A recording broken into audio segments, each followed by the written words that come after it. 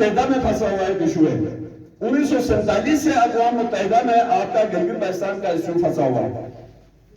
آپ کو سب سے پہلے یہ دیکھنا چاہیے کہ پاکستان کا جو سٹانس ہے, ہمارے جو انٹرسٹ ہیں گلگت بلتستان کے, اس لینڈ ریفارم میں کہیں کوئی کوشچن تو نہیں ہوگا, اس کا اس پر کوئی امپیکٹ تو نہیں پڑے گا. اس چیز کو دیکھنے کی ضرورت تھی. 1927 میں آپ کا اسٹیٹ سبجیکٹ رول ہے جو 1927 میں اڈاپٹ ہوا ہے اس خطے میں, وہ ابھی تک ایبروگیٹ نہیں ہوا ہے, وہ کہیں ختم نہیں ہوا ہے. اس کی موجودگی میں آپ اس لینڈ ریفارمز کو کیسے لے کر چلیں گے؟ 1936, 42, 56 اور 1978 کا آپ کا دو رولز ہیں جو الاٹمنٹس کے ہیں, اس کی موجودگی میں وہ بھی سٹل انٹیکٹ ہے آپ کے تمام قوانین میں. تو اس کی موجودگی میں اس لینڈ ریفارمز کی کیا حیثیت ہوگی, یا یہ جو پہلے کے قوانین ہیں یہ کہاں ایبروگیٹ ہوں گے, کہاں ختم ہوں گے, کہاں ریپیل ہوں گے, ان کے ساتھ کیا ہوگا؟ اور ان کے مد میں جو چیزیں ہو گئی ہیں, جو الاٹمنٹس ہو گئی ہیں تھوک پر, وہ الاٹمنٹس کا کیا ہوگا؟ اس طرح کا کوئی چیز ایڈریس نہیں کیا گیا اس لینڈ ریفارمز میں.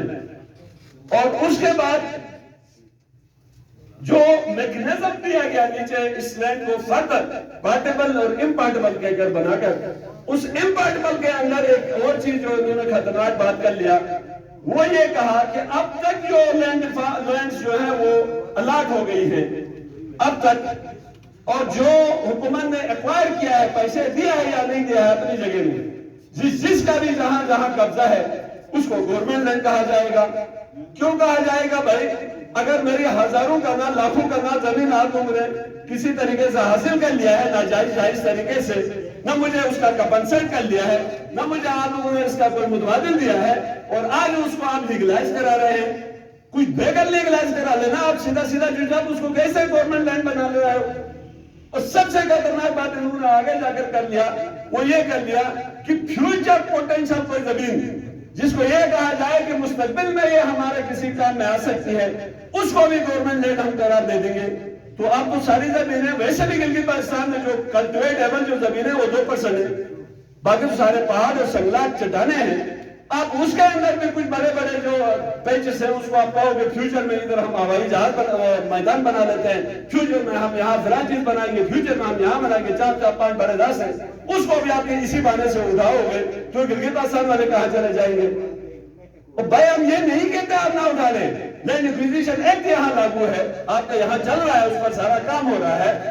آپ کا لینڈ ریونیو ایکٹ 1967 والا وہ یہاں چل رہا ہے. آپ اس کے امپیکٹ میں بیٹھ کر کریں نا چیزیں, آپ ایکوائر کریں, آپ پیسے دے دیں, آپ مارکیٹ ویلیو کے حساب سے اس کو ایویلویٹ کرتے رہے ہیں 3-4 سال, اور اس کے بعد آپ خریدیں, آپ لے لیں ہم سے. تو سارا کسی بھی طریقے سے وہ جائز ناجائز, ایک بیچ میں اور کہانی چلی 20%, 80%, کیوں 1% کیوں دیا جائے فری آف کاسٹ میں, 1% کیوں دیا جائے, 20% کی بات کرتے ہیں. تو یہ ساری چیزیں جو ہے وہ بیٹھ کر سمجھ کر حل کرنے کی ضرورت تھی. یہاں دھرنا ہوا لینڈ ریفارمز کے اوپر تو شانت کروایا گیا, کہا کہ ہم نوروز کے ساتھ ایک نیا عید, یا پتہ نہیں عید الفطر کے ساتھ ہم نیا عید منا لیں گے لینڈ ریفارمز عوام کو مالک بنا کر.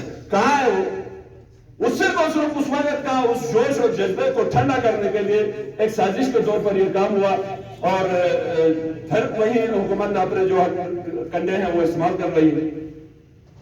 تو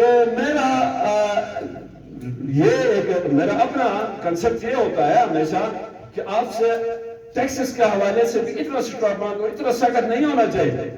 آپ کو گلگت بلتستان کی حکومت چلانے کے حد تک آپ کو اس میں بھی چلو تعاون کرنا چاہیے عوام کو. باقی جو بڑے ٹیکسز ہیں وہ ایک انٹرنیشنل پرنسپل ہوتا ہے, نو ٹیکسیشن وداؤٹ ریپرزنٹیشن. آپ کو جب تک ریپرزنٹیشن نہیں دی جاتی آپ سے ٹیکس نہیں لیے جاتے.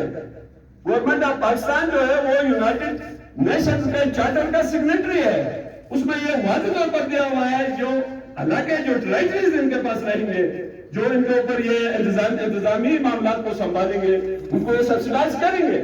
یہ ان کا انٹرنیشنل اوبلیگیشن ہے, کوئی احسان نہیں کر رہے ہمیں کوئی سبسیڈائز کر رہے کوئی چیزوں میں, بلکہ اس کو بھی ایسا ایسا کام کر کے کوئی ایک اڈے پر لے کر آ گئے ہیں, وہ بھی ہر 3-4 دن ہمیں ذلیل ہونا پڑتا ہے. اور اگر دے کہاں رہے ہیں یار, پتہ نہیں مجھے یہ سمجھ میں نہیں آ رہا ہے. میں جس محلے میں رہ رہا ہوں میرے کوئی ایک تھیلا آٹا ملتا ہے 20 کلو کا, 7-8 ہمارے گھر کے نفری ہیں اور مہمانوں کے ساتھ مجھے 3 آٹے کے تھیلے مجھے بازار سے پرچیز کرنے پڑتے ہیں. ہمیں دے کہاں رہے ہیں عزت سے؟ اگر وہ بھی چلو تھوڑا سا مہنگا بھی کر کے دے دے تو پھر بھی افسوس نہیں تھا نا, وہ بھی نہیں دیا جا رہا ہے. تو بہرحال ہمیں صرف آٹے کے اوپر بات کرنے کے بجائے اپنے حقوق کے اوپر اور ہمیں ریفارم ہونا چاہیے, ہمیں ریسٹرکچر کرنے کی ضرورت ہے اپنے بہت ساری چیزوں کو, تب جا کر یہ چیزیں ٹھیک ہو جائیں گی. اور ہمیشہ ایک یاد رکھیں, کوئی بھی ملک, کوئی بھی علاقہ ایک قاعدہ قانون کے حساب سے چلتا ہے. گلگت بلتستان کے لیے یہ آرڈرز دے رہے ہیں, آرڈرز کسی فیکٹری یا ملازم کوئی کمپنی کے ملازمین کے لیے ہوتے ہیں. یہ ہمیں قوم ہے بھائی, ہمیں قوم ہے, آپ ہمیں کوئی آئین دے دیں.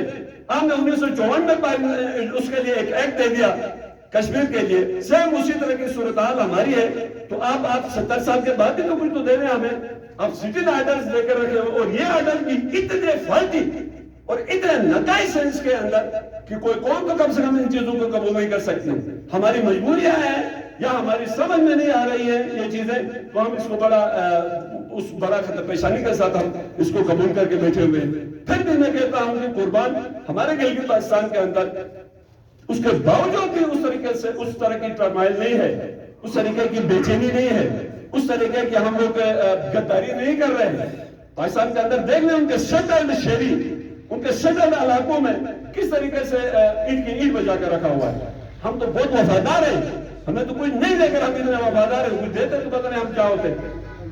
تو بہرحال یہ جو 2018 آرڈر کے تحت ہمیں مطابق عمل درآمد ٹھیک ہے, وقت جزوی بھی وقت ابھی فی الحال اس کے لیے یہ پوائنٹ بھی ٹھیک ہے.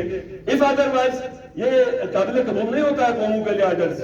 قوموں کے لیے ہمیں کریں, سوشل کنٹریکٹ کریں ہمارے ساتھ, ہمیں کوئی آئین کی شکل میں, ہمیں کوئی ایکٹ کی شکل میں ہمارے ساتھ سوشل کنٹریکٹ کریں کہ بھائی آپ کا اقوام متحدہ کی قراردادوں کے بعد جس وقت کشمیر کا مسئلہ حل ہوگا اس وقت تک آپ اس سوشل کنٹریکٹ کے تحت ہمارے ساتھ کام کریں, ہمارے ساتھ رہیں, ہمیں ایکسیپٹیبل ہوگا.